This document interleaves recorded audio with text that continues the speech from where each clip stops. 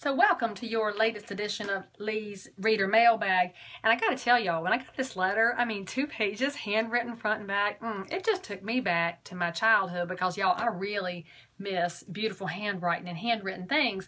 Well, this particular reader sent me a letter asking for advice. This is a new person to our industry who's been in other careers and has been doing research on how to be successful out of the gate. He wanted me to provide some advice to new agents. So let me give y'all a couple of things that you don't hear about in licensing school, because licensing school makes y'all all think you can make it, and I love y'all, but not everybody makes it in real estate. And I think part of it's because there's a little bit of information left out of licensing class, like number one, it's a really expensive business to be in. And so before you go jumping in both feet ahead, put your head underwater. You can't just put your toes in. You're going to have to jump in and submerge yourself in this business.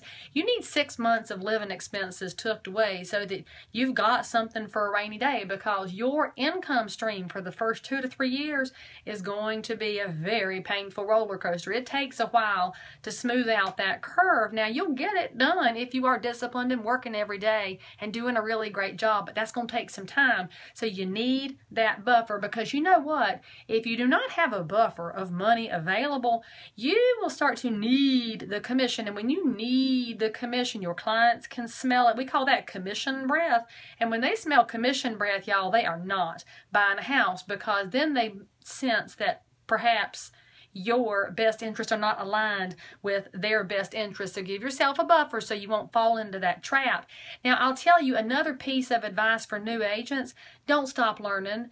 Once you get involved in this industry and you start helping people manage their largest financial instrument, for most of them, you will find that you need to learn more than you learned in licensing school, and even more than you learned in that 2-week training class you got at your brokerage. So go take some designation classes. Take CRS classes. They're 2 days out of your life.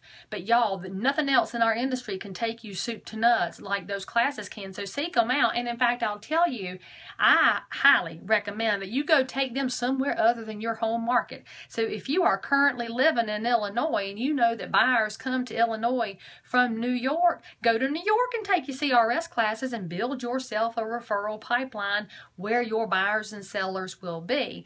A third piece of advice I'll give you is you've got to find a mentor. Now, you need to find somebody, maybe they're in your brokerage and maybe they're in your market and maybe they're not, but find somebody whose their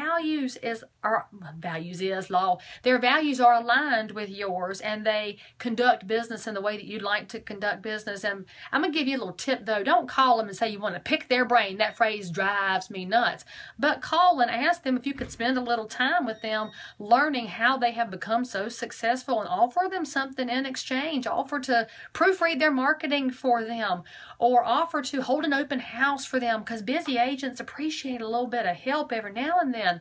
So that's just 3 little things. There's a million things I could tell y'all, but maybe that'll get you started. And if you out there have any questions about real estate you'd like me to give you my opinion on from this side of the street, send it on in. I'd love to help.